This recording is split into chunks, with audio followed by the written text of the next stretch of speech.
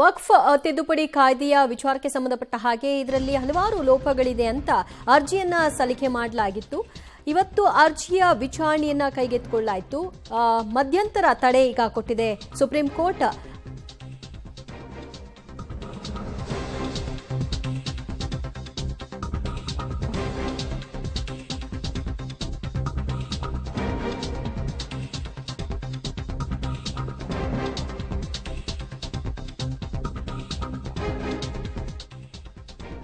ವಕ್ಫ್ ತಿದ್ದುಪಡಿ ಕಾಯ್ದೆ ಪ್ರಶ್ನಿಸಿ ಅರ್ಜಿಯನ್ನ ಸಲ್ಲಿಕೆ ಮಾಡಲಾಗಿದ್ದು, ಅರ್ಜಿಯ ಪರ ಮತ್ತು ವಿರೋಧ ಇರೋರು ವಾದ ಪ್ರತಿವಾದವನ್ನ ನಡೆಸಿದ್ದಾರೆ. ವಾದ ಪ್ರತಿವಾದ ಆಲಿಸಿರುವಂತಹ ನ್ಯಾಯಾಲಯ ವಿಚಾರಣೆಯನ್ನ ಮುಂದೂಡಿದೆ. ನಾಳೆ ಮಧ್ಯಂತರ ಆದೇಶವನ್ನ ನೀಡುವ ಸಾಧ್ಯತೆ ಕೂಡ ಇದೆ. ಕೇಂದ್ರದ ವಕ್ಫ್ ತಿದ್ದುಪಡಿ ಕಾಯ್ದೆಯನ್ನ ಪ್ರಶ್ನಿಸಿ ಹಲವರು ಅರ್ಜಿಯನ್ನ ಹಾಕೊಂಡಿದ್ರು. ಈಗ ಮಧ್ಯಂತರ ತಡೆಯನ್ನ ಸುಪ್ರೀಂ ಕೋರ್ಟ್ ಕೊಟ್ಟಿಲ್ಲ. ಬದಲಾಗಿ ನಾಳೆ ಮಧ್ಯಾಹ್ನ 2 ಗಂಟೆಗೆ ಅರ್ಜಿಯ ವಿಚಾರಣೆಯನ್ನ ಮುಂದುವರಿಸುವುದಾಗಿ ಹೇಳಿ ನಾಳೆಗೆ ಇದನ್ನ ಮುಂದುವರಿಕೆ ಮಾಡಲಾಗಿದೆ. ಸಿಜೆಐ ಸಂಜೀವ್ ಖನ್ನಾ ನೇತೃತ್ವದಲ್ಲಿ ಈ ಅರ್ಜಿಯ ವಿಚಾರಣೆಯನ್ನ ನಡೆಸಲಾಯಿತು. ವಾದ ಪ್ರತಿವಾದವನ್ನು ಆಲಿಸಿದ್ದಾರೆ. ಕೇಂದ್ರದ ಪರವಾಗಿ ಹಿರಿಯ ವಕೀಲ ತುಷಾರ್ ಮೆಹ್ತಾ ಅವರು ವಾದವನ್ನ ಮಂಡಿಸಿದ್ರು. ಇನ್ನು ಅರ್ಜಿದಾರರ ಪರವಾಗಿ ಹಿರಿಯ ವಕೀಲ ಕಪಿಲ್ ಸಿಬಲ್ ವಾದವನ್ನ ಮಾಡಿದ್ರು.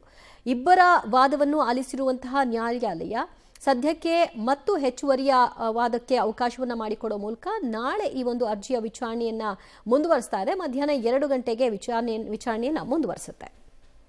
ಮತ್ತಷ್ಟು ಮಾಹಿತಿ ಪಡೆಯೋಣ ನಮ್ಮ ಪ್ರತಿನಿಧಿ ಶಬ್ಬೀರಿಂದ. ಶಬ್ಬೀರ್, ವಕ್ಫ್ ತಿದ್ದುಪಡಿ ಕಾಯ್ದೆಯನ್ನ ಪ್ರಶ್ನಿಸಿ ಸಲ್ಲಿಕೆಯಾಗಿದ್ದಂತಹ ಅರ್ಜಿ ವಾದ ಹೇಗಿತ್ತಿವತ್ತು, ಏನೆಲ್ಲ ಬೆಳವಣಿಗೆಗಳಾಯಿತು?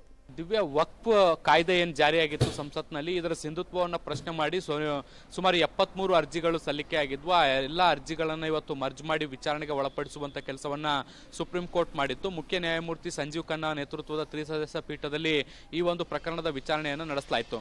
ಮಧ್ಯಾಹ್ನ 2 ಗಂಟೆಯಿಂದ ಸುಮಾರು 2 ಗಂಟೆಗಳ ಕಾಲ, ಅಂದ್ರೆ 4 ಗಂಟೆವರೆಗೂ ಕೂಡ ಸುದೀರ್ಘವಾಗಿ ವಿಚಾರಣೆಯನ್ನು ಮಾಡುವಂತ ಕೆಲಸವನ್ನ ಮಾಡಿತು.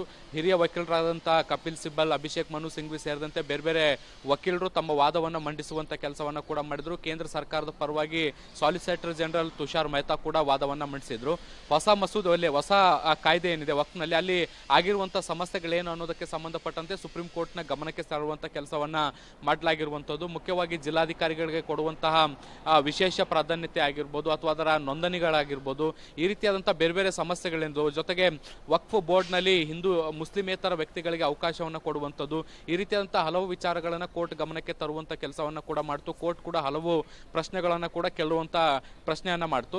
ಈ ಸಂದರ್ಭದಲ್ಲಿ ವಾದ ಮತ್ತೆ ಪ್ರತಿವಾದ ಎರಡನ್ನು ಕೂಡ ಆಲಿಸಿರುವಂತ ಸುಪ್ರೀಂ ಕೋರ್ಟ್ ನಾಳೆ ಮಧ್ಯಾಹ್ನ 2 ಗಂಟೆಗೆ ಮತ್ತೆ ವಿಚಾರಣೆ ಮುಂದುವರಿಸೋದಾಗಿ ಸೂಚನೆಯನ್ನ ಕೊಟ್ಟಿರುವಂತದ್ದು. ಆದ್ರೆ ವಿಚಾರಣೆ ಅಂತ್ಯ ಆಗುವಂತ ಸಂದರ್ಭದಲ್ಲಿ ಪರೋಕ್ಷವಾಗಿ ಪಶ್ಚಿಮ ಬಂಗಾಳದಲ್ಲಿ ನಡೀತಾ ಇರುವಂತಹ ಹಿಂಸಾಚಾರಕ್ಕೆ ವಿಚಾರಕ್ಕೆ ಸಂಬಂಧಪಟ್ಟಂತೆ ಸುಪ್ರೀಂ ಕೋರ್ಟ್ ಪ್ರಸ್ತಾಪವನ್ನ ಮಾಡಿರುವಂತದ್ದು. ವಕ್ಫ್ಗೆ ಸಂಬಂಧಪಟ್ಟಂತ ವಿಚಾರಣೆ ಇಲ್ಲಿ ನಡೀತಿರ್ಬೇಕಾದಂತ ಸಂದರ್ಭದಲ್ಲಿ ಇದಕ್ಕೆ ಸಂಬಂಧಪಟ್ಟಂತ ಪ್ರತಿಭಟನೆಗಳು, ಹಿಂಸಾಚಾರಗಳು ನಡೀತಾ ಇದಾವೆ, ಇದು ಆಗಬಾರ್ದಾಗಿತ್ತು ಅನ್ನುವಂತ ನಿಟ್ಟಿನಲ್ಲಿ ಅವರು ಅಭಿಪ್ರಾಯವನ್ನ ವ್ಯಕ್ತಪಡಿಸಿದ್ರು. ಈ ಸಂದರ್ಭದಲ್ಲಿ ಮಧ್ಯಪ್ರವೇಶ ಮಾಡಿದಂತ ಕೇಂದ್ರ ಸರ್ಕಾರದ ಪರ ವಕೀಲರು ತುಷಾರ್ ಮೆಹ್ತಾ ಏನಿದ್ದಾರೆ, ಅವರು ಈ ಪ್ರತಿಭಟನೆಗಳ ಮೂಲಕ ಸರ್ಕಾರದ ಮೇಲೆ ಒತ್ತಡವನ್ನ ಹಾಕುವಂತ ಪ್ರಯತ್ನವನ್ನ ಮಾಡಲಾಗ್ತಾ ಇದೆ. ಮತ್ತೆ ಇದರಿಂದ ತಿದ್ದುಪಡಿ ನಿಯಮಗಳು ಬದಲಾವಣೆ ಆಗ್ಬಹುದು ಅನ್ನುವಂಥದ್ದು ಅವರ ಉದ್ದೇಶ ಅನ್ನುವಂತ ನಿಟ್ಟಿನಲ್ಲಿ ಅವರು ಉತ್ತರವನ್ನ ಕೊಟ್ಟರು. ಇದಕ್ಕೆ ಕಪಿಲ್ ಸಿಬಲ್ ಕೂಡ ಆಕ್ಷೇಪವನ್ನ ವ್ಯಕ್ತಪಡಿಸಿದ್ರು. ಯಾರು ನಿಮ್ಮ ಮೇಲೆ ಒತ್ತಡವನ್ನ ಹಾಕ್ತಿದ್ದಾರೆ ಅನ್ನುವಂತ ನಿಟ್ಟಿನಲ್ಲಿ ಪ್ರತಿ ಪ್ರಶ್ನೆಯನ್ನ ಮಾಡುವಂತ ಕೆಲಸವನ್ನ ಮಾಡಿದ್ರು. ಈ ಸಂದರ್ಭದಲ್ಲಿ ಮತ್ತೆ ಸಿಜೆಐ ಮಧ್ಯಪ್ರವೇಶ ಮಾಡಿ ವಿಚಾರಣೆಯನ್ನ ನಾಳೆಗೆ ಕಂಟಿನ್ಯೂ ಮಾಡೋದಾಗಿ ಹೇಳಿದ್ದಾರೆ. ದಿವ್ಯಾ, ಥ್ಯಾಂಕ್ ಯು ಶಬ್ಬೀರ್ ನಿಮ್ಮೆಲ್ಲ ಮಾಹಿತಿಗೆ.